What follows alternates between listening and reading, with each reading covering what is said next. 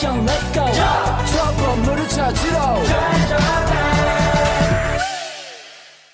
Assalamualaikum warahmatullahi wabarakatuh.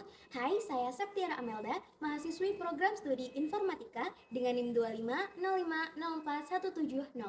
Video ini saya buat untuk menjawab soal dari tugas ujian akhir semester mata kuliah Sistem Operasi. Saya akan menjawab konsep dasar sistem operasi. Apa itu sistem operasi? Sistem operasi adalah perangkat lunak utama yang berfungsi untuk menghubungkan antara pengguna, aplikasi, dan juga perangkat keras komputer. Sistem operasi inilah yang memberikan layanan kepada para pengguna supaya para pengguna dapat mengakses file, menjalankan program, dan juga menggunakan perangkat keras dengan lebih efisien dan mudah. Setidaknya ada 3 fungsi utama dari sistem operasi. Yang pertama, manajemen proses, yaitu mengatur proses yang sedang berjalan agar CPU dapat digunakan secara efisien. Yang kedua, manajemen memori, yaitu mengalokasikan dan membebaskan memori sesuai dengan kebutuhan dari program.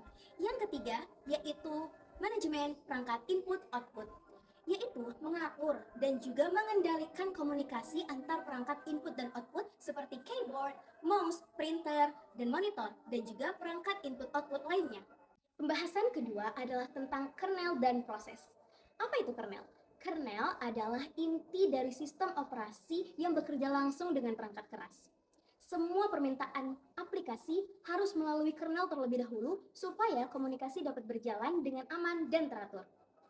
Kernel juga berfungsi untuk mengatur penjadwalan penggunaan CPU, mana proses yang akan dijalankan lebih dulu dan mana proses yang akan dieksekusi di akhir, berapa lama waktu pengeksekusian sebuah proses dan kapan proses tersebut akan berakhir, dan juga mengatur kapan CPU berpindah dari satu proses kepada proses yang lainnya. Proses sendiri adalah program yang sedang dieksekusi atau program yang sedang dijalankan. Setiap proses memiliki PID atau proses ID. PID ini adalah nama atau kode unik bagi setiap proses yang ada di sistem operasi, sehingga memungkinkan sistem operasi untuk mengatur, mengontrol, mengelola, dan juga menghentikan proses seandainya dibutuhkan. Pembahasan yang ketiga adalah tentang memori dan virtual memory. Dalam manajemen memori ada 3 istilah penting. Yang pertama ada RAM, virtual memory, dan yang ketiga ada swipe memory. Apa itu RAM? RAM adalah memori utama yang digunakan untuk menyimpan data dan proses yang sedang berjalan. RAM memiliki kecepatan tinggi namun kapasitasnya terbatas dan sifatnya sementara atau volatile, di mana saat komputer mati, maka data yang disimpan dalam RAM juga akan ikut hilang. Yang kedua tadi adalah virtual memory, yaitu teknik yang digunakan oleh sistem operasi untuk memperluas kapasitas penyimpanan dengan cara mengambil sebagian ruang dari hard disk atau SSD di saat RAM sudah mulai penuh.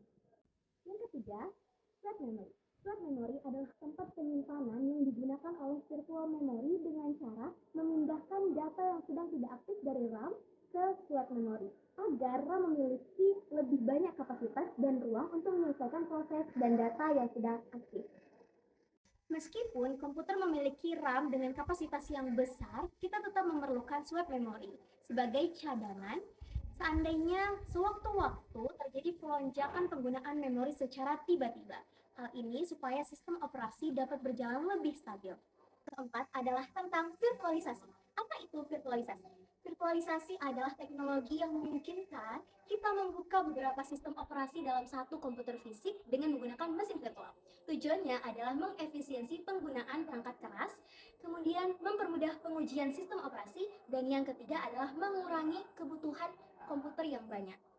VirtualBox adalah salah satu perangkat lunak yang sering digunakan dalam proses pembelajaran sistem operasi. Hal ini dikarenakan VirtualBox memungkinkan mahasiswa untuk membuka berbagai sistem operasi dalam satu komputer tanpa perlu menghapus sistem operasi bawaan dari komputer.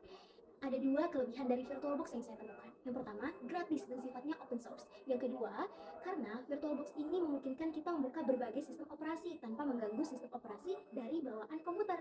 Dan juga jika terjadi kesalahan konfigurasi, maka mesin virtual dapat diperbaiki tanpa perlu mengganggu sistem operasi utama. Selain memiliki kelebihan, VirtualBox juga memiliki kekurangan. Kekurangannya adalah VirtualBox membutuhkan lebih banyak sumber daya dari komputer, terutama pada RAM, kapasitas penyimpanan, dan juga kemampuan prosesor. Yang terakhir, menurut pengalaman pribadi saya, setelah mencoba sistem operasi Linux dan juga Windows, jika saya diberi kesempatan untuk menjadi administrator laboratorium komputer dengan 30 unit komputer dan 1 server penyimpanan data serta anggaran yang terbatas, maka sistem operasi yang akan saya gunakan adalah Linux. Sebenarnya pilihan ini bukan tanpa alasan. Ada 3 alasan teknis yang kuat kenapa saya memilih Linux. Yang pertama, Linux tidak memerlukan biaya lisensi. Yang kedua, Linux lebih stabil dan performanya cenderung lebih cepat. Yang ketiga, karena Linux lebih aman.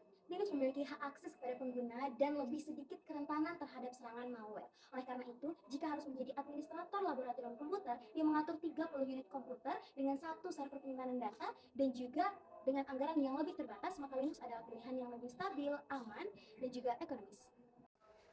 Sekian jawaban untuk tugas akhir semester saya. Saya mohon maaf apabila ada salah kata, salah ucap, dan juga salah dalam memahami penyampaian materi yang saya sampaikan. Terima kasih. Assalamualaikum warahmatullahi wabarakatuh.